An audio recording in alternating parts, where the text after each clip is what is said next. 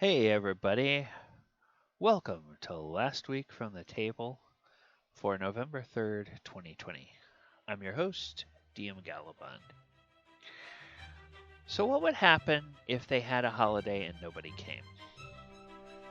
Well, it would probably kind of look like last Saturday night. Last Saturday night, the 31st of October, was of course Halloween. And for the first time ever, ever, ever, there were zero kids trick or treating in my neighborhood. So now I have a dilemma because I decided I would buy Halloween candy to give out to trick or treaters. None came. And now I have extra Halloween candy at home. Normally, the day after Halloween, I take the candy to the office and share it with all my coworkers. Just put it in the break room, let people have it. But of course, we're all working from home now. So there is no break room. There is no office. There are no coworkers to share it with. So I'll have to figure out how I'm going to get rid of this stupid candy without eating it all. Um, and I have some ideas, but I'll have to figure that out. All right, enough about my problems. Let's go ahead and talk about the games that I run every week on Roll20. Thursday night, Sword Coast Chronicles. Thursdays at 8 p.m. This is our love letter to the published adventures from D&D. Right now, they are in the storyline of Tyranny of Dragons, and they are on the road from Baldur's Gate to Waterdeep.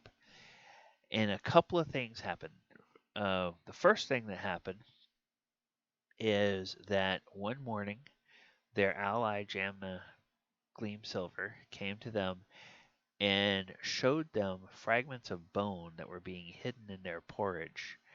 And she said that, you know, they have made enemies of the cult, and the cult was doing this. And these fragments of bone are insidious because coated in the porridge, they can be swallowed without any problem, but then they'll kind of tear apart your internal linings and they will cause you a great deal of pain and weaken you so that you can be more easily killed if you don't bleed out from internal injuries. The party was a little suspicious about that, but they didn't see, Jamna has mostly been an ally of theirs. So they kind of let that slide and they just were very careful about what they ate from then on. But then a few days later, the whole caravan woke up in the morning to shouts of murder.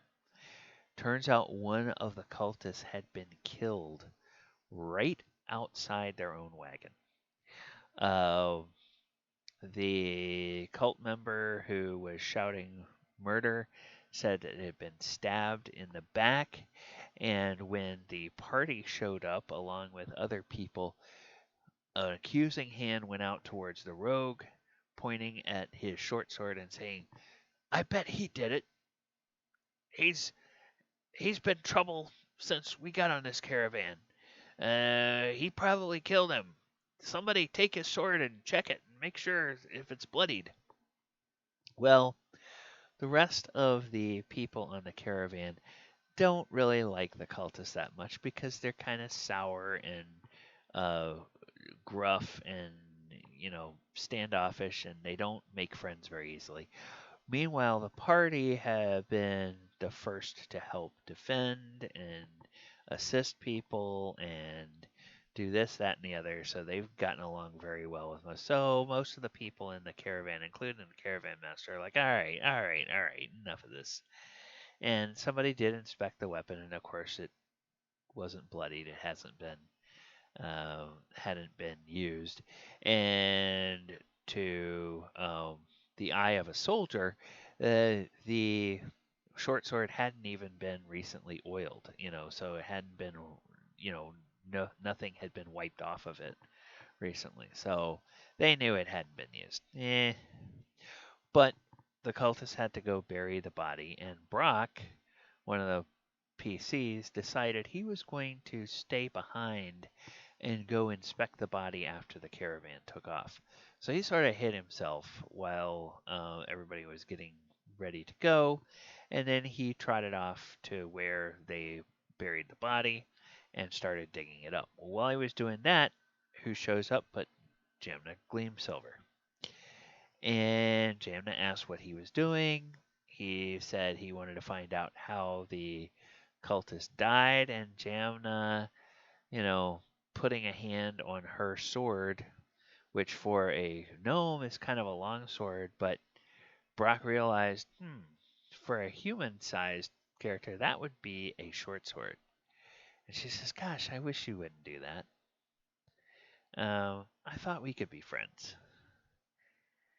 And so he thought, "Oh, no, is she threatening me?" Turns out, no, she's not threatening.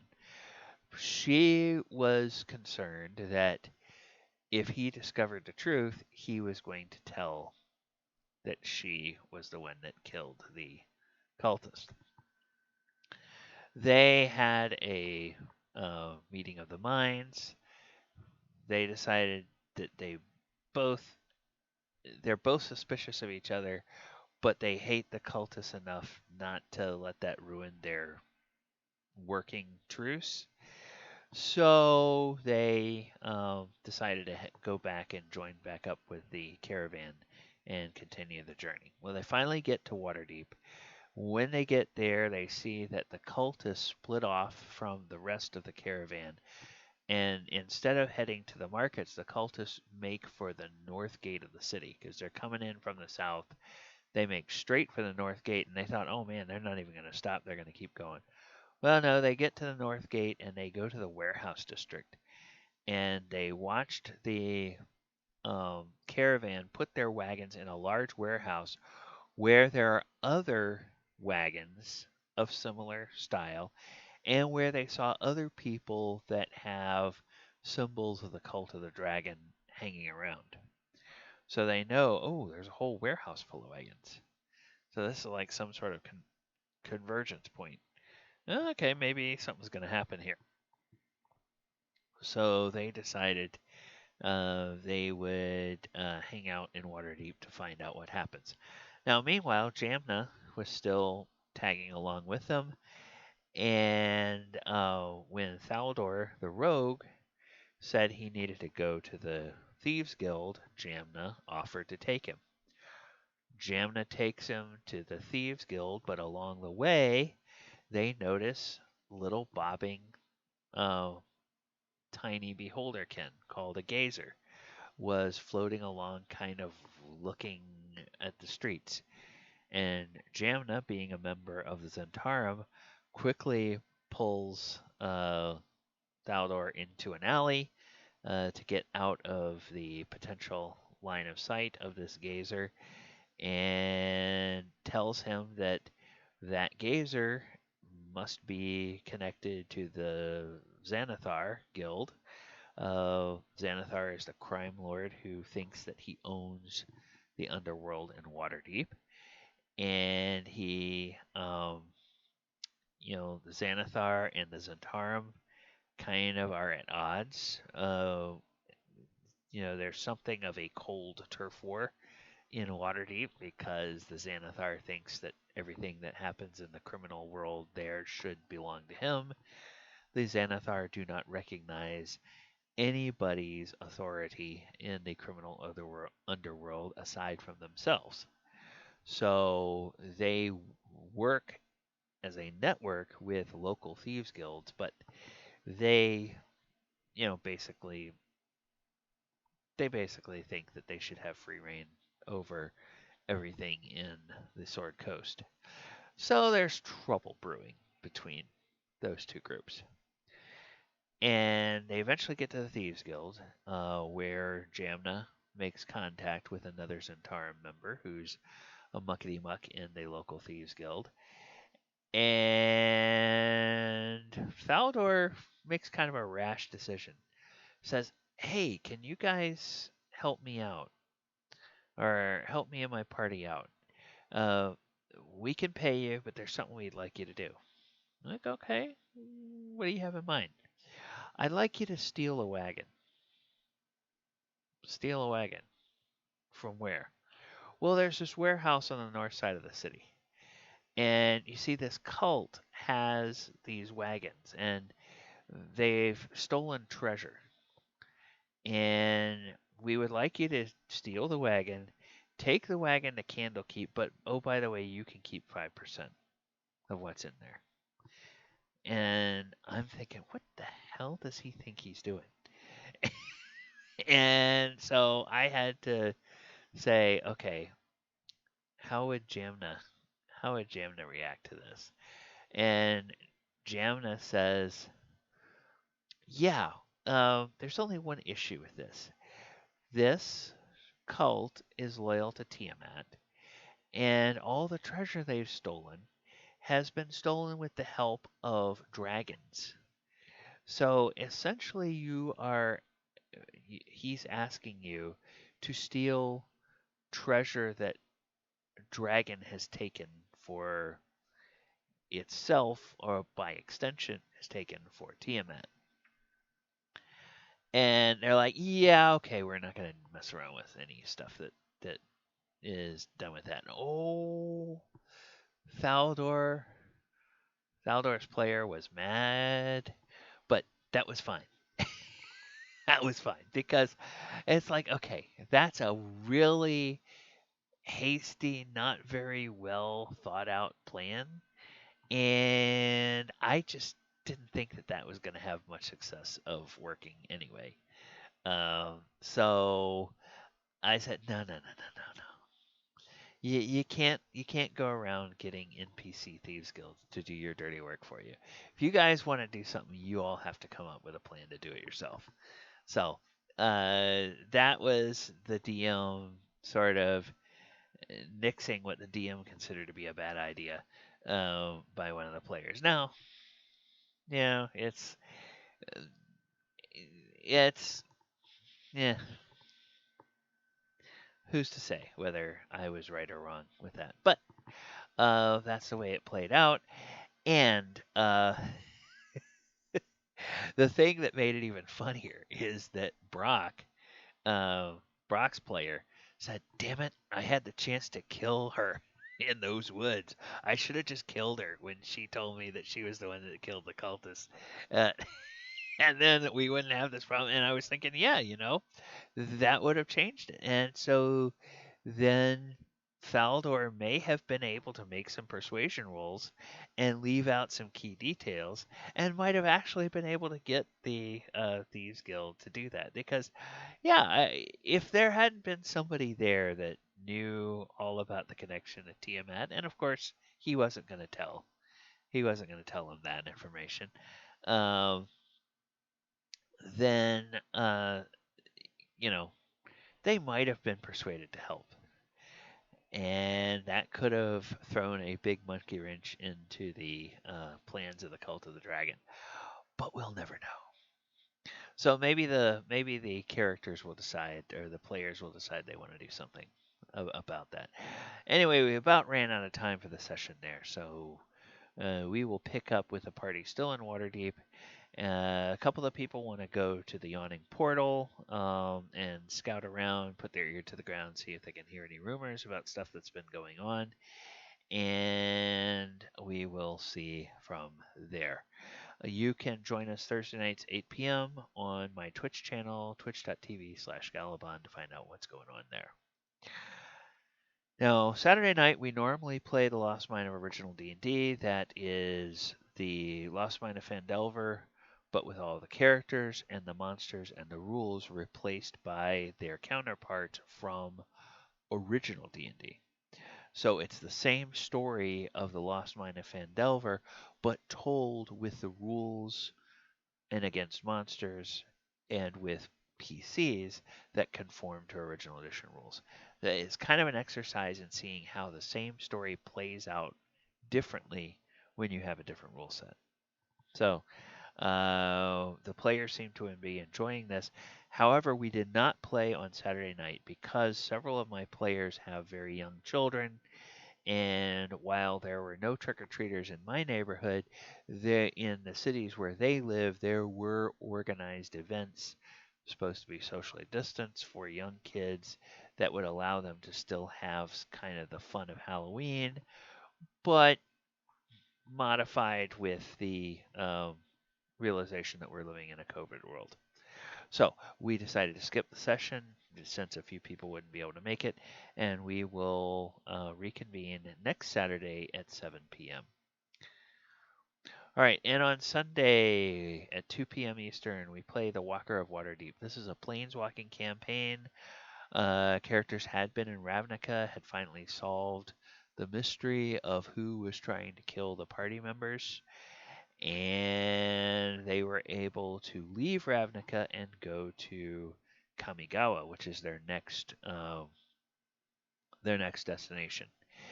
And when they arrived in Kamigawa at this fortress that is populated by the Aki, which are the goblin folk of Kamigawa, they discovered that the Aki were under attack from the Kami, which are the spirits.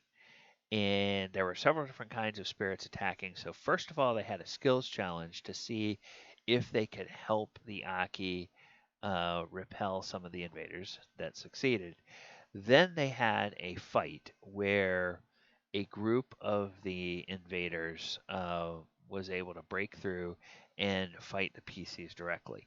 But because they won the skills challenge, that meant that some of the defenders from the castle could help the PCs in their fight. And it's a good thing that those defenders showed up because some of the kami were spellcasters. They had lightning bolt spells, which were pretty effective. They had uh, eye bite spells. None of the eye bite effects ever landed, and I was kind of disappointed with that. They also had Phantasmal Killer, and they never really got to use that effectively, which was disappointing for me as the DM. But one thing that worked flawlessly was the polymorph spell. So 3 out of the 4 PCs got turned into little frogs at some point during the fight. Not all 3 of them at the same time, but at one point 2 of them were frogs.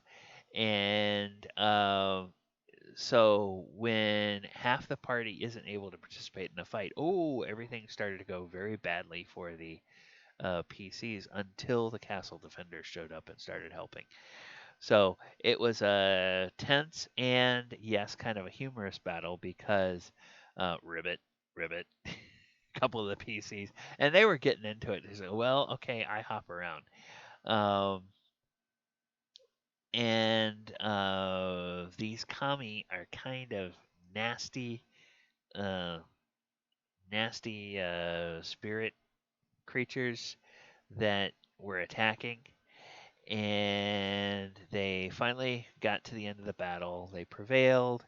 The invaders were repelled, and the Aki brought them in for some hospitality, found out why the PCs are there in Kamigawa, and explained to them that, the oil that you want us to make, there's 2 problems with that. Number one, it requires a raw material which we can't get to because of all this fighting with the Kami. Number two, all the arcane machinery we use to refine that material hasn't worked right ever since the Kami War started. We think it's something that's screwed up because of the balance of the spirit world, and the natural world is affecting the flow of magic here on this plane and is not allowing the machinery, at least, to work correctly. So the party is realizing, maybe we have to do something about this Kami War before we can get this substance that we came here for. So there is a story arc that plays through this plane. Hopefully, they will get a chance to experience that, and it would be great if you guys want to come and watch and be a part of that. That happens every Sunday at 2 p.m. Eastern on twitch.tv/Gallibond. And that is last week at the table for me. So I'll just close by reminding you I am DM Gallibond, and please try to make all your games memorable so that you can have tales that you can share from your table as well. Good night, everybody.